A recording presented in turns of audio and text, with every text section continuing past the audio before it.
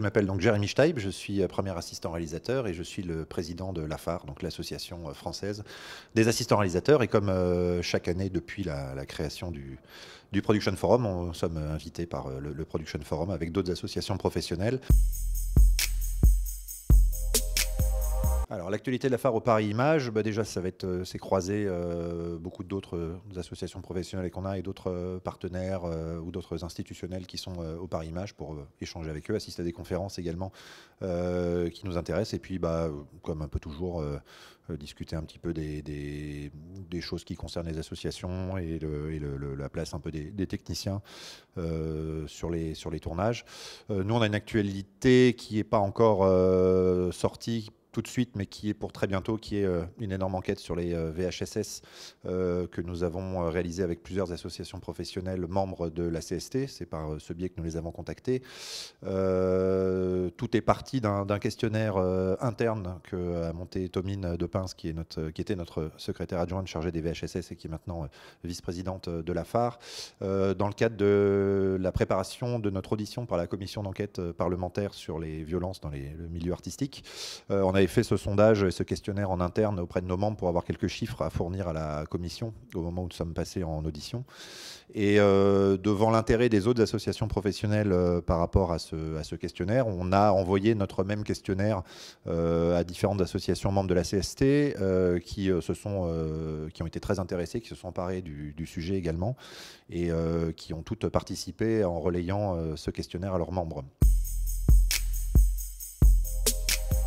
Il y avait une finalité à la base qui était qu'on avait promis à la commission d'enquête, parce qu'on avait un questionnaire à leur envoyer, et étant donné devant l'ampleur du nombre d'associations qui ont été prêtes à participer et à répondre, on leur a dit qu'on leur fournirait ces chiffres, puisque la commission d'enquête, tout était parti de là, était très intéressée par les chiffres. Parce que ce qui manque surtout, c'est des chiffres.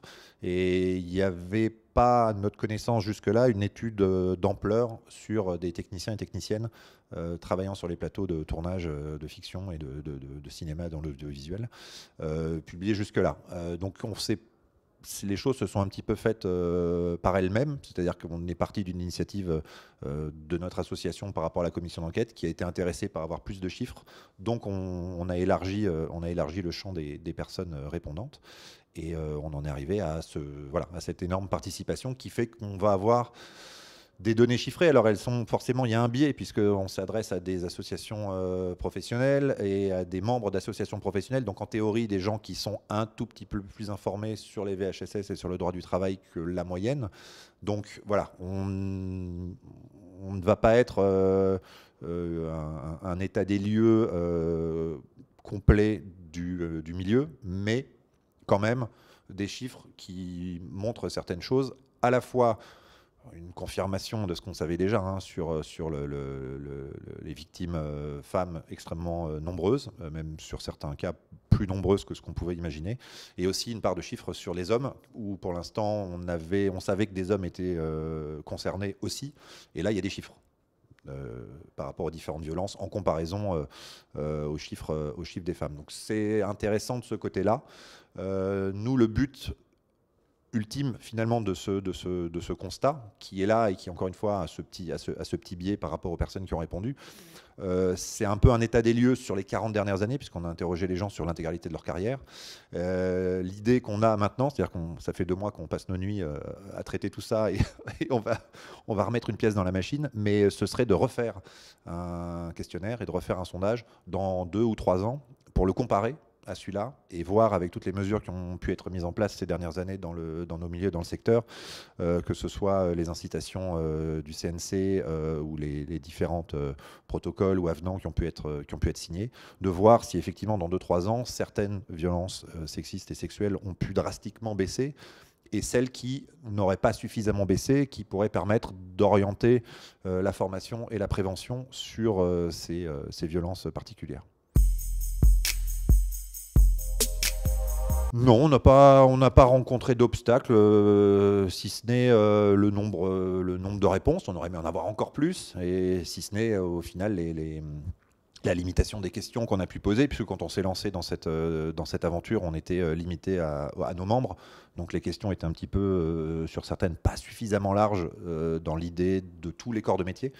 Donc voilà, il n'y a pas eu d'obstacle. On a peut-être ce petit regret de ne pas avoir pu poser plus de questions ou certaines précisions, mais il y a aussi beaucoup de choses, c'est pas notre métier hein, à la base, hein, on est assistant réalisateur, mais de faire des questionnaires et des sondages.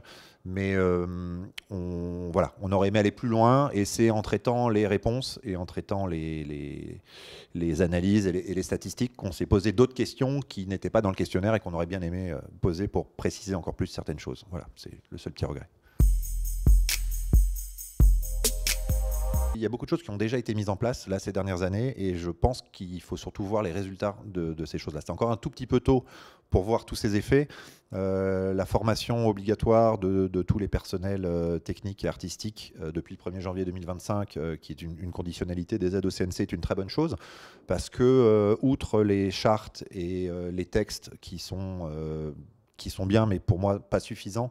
Une véritable formation des gens pour avoir une connaissance des types de violences et pouvoir les identifier, parce qu'on a souffert de beaucoup de choses dans nos métiers au fur et à mesure des années. C'était la non-identification de certaines violences ou harcèlements, puisque le milieu fonctionnait comme ça. Et c'est là, en apprenant les choses grâce aux formations et grâce à la prévention, qu'on arrive à mieux définir des choses qu'on a pu vivre dans le passé et éviter qu'elles se reproduisent dans le présent et dans le futur.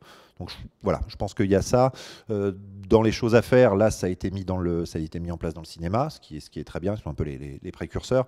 Je sais que les avenants sont en cours de rédaction pour la convention audiovisuelle, pour rejoindre et coller à ceux qui ont été signés en mai dernier à Cannes à cette occasion-là. Et je pense que voilà, ces histoires de formation obligatoire pour les techniciens et les équipes techniques vont arriver également assez bientôt dans l'audiovisuel. Et voilà, et l'idée, on est vraiment sur la prévention et la formation. Il n'y a qu'avec ça qu'on arrivera vraiment à bien faire reculer, je pense, toutes ces problématiques.